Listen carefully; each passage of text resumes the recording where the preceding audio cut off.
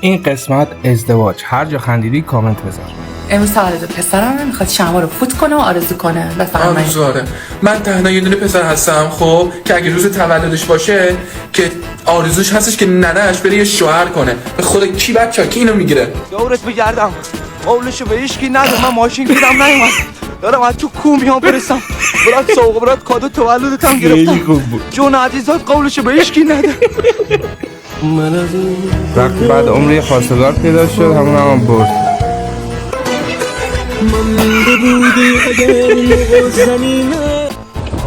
وقتی به خوزستانی سلام میکنی